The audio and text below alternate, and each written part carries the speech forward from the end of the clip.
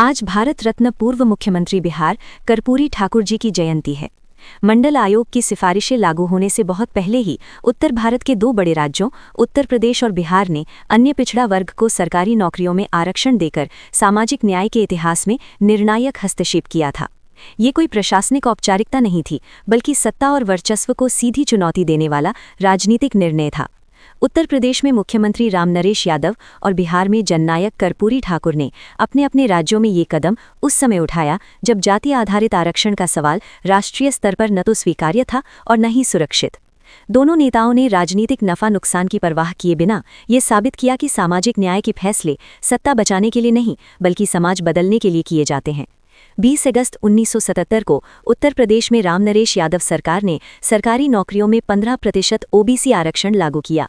इसके साथ ही 1977 में दूसरी बार मुख्यमंत्री बनने के बाद 26 जून 1978 को बिहार में कर्पूरी ठाकुर सरकार ने 26% ओबीसी आरक्षण लागू किया।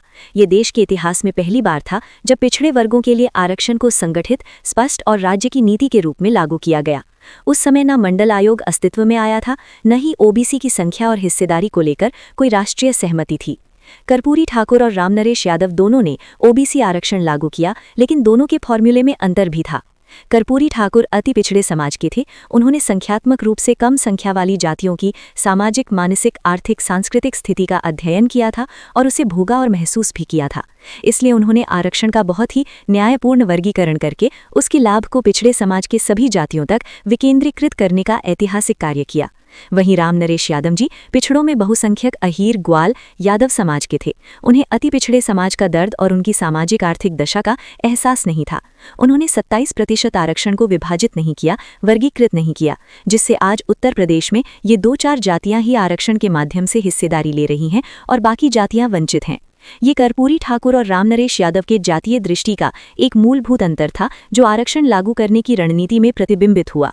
इस प्रकार से कर्पूरी ठाकुर जी का आरक्षण फॉर्मूला जहां सामाजिक न्याय का बेहतरीन उदाहरण बना, वहीं रामनरेश यादव जी के आरक्षण फॉर्मूले में सामाजिक न्याय का अन्यायपूर्ण क्रियान्वयन किया गया।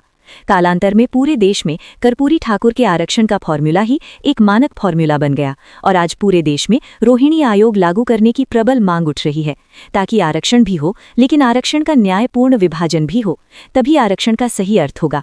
आज भारत सरकार ने पूर्व मुख्यमंत्री कर्पूरी ठाकुर जी को भारत रत्न तो दे दिया, विभूषित कर दिया, अलंकृत कर दिया, सम्मान कर दिया, किंतु उनकी जो मूल ऐतिहासिक उपलब्ध और साहसिक निर्णय आरक्षण के वर्गीकरण का था, उसमें अभी तक कोई सकारात्मक प्रभावी प्रगति नहीं हुई। जबकि रोहिणी आयोग द्वारा इस उद्देश्य हेतु अपनी आख्या भारत सरकार को सबमिट की जा चुकी है। दूसरी तरफ उत्तर प्रदेश में समाजवादी पार्टी और बहुजन समाज पार्टी भी संख्या अनुपात में हिस्सेदारी देने की बात करते हैं। उत्तर प्रदेश में सपा और बसपा की सरकारें भी रहीं, लेकिन उन्होंने भी अति पिछड़ों को हिस्सेदारी देने के लिए पिछड़े वर्ग के आरक्षण में वर्गीकरण को लागू नहीं किया। कर्पूरी ठाकुर और रामनरेश यादव के पिछड़े वर्गों को आरक्षण देने के ऐतिहासिक निर्णयों के बाद उत्तर प्रदेश और बिहार में राजनीतिक और सामाजिक उथल-पुथल होना स्वाभाविक था। पटना और लखनऊ सहित कई शहरों में तीव्र विरोध प्रदर्शन हुए, जिनकी तपिश दिल्ली तक महसूस की गई। सामंती छात्र संगठनों ने सड़कों पर उतरकर आगजनी की, सार्वजनिक परिवहन को निशाना बनाया गया और कई इलाकों में प्रशासन को कर्फ्यू लगाने के लिए मजबूर होना पड़ा।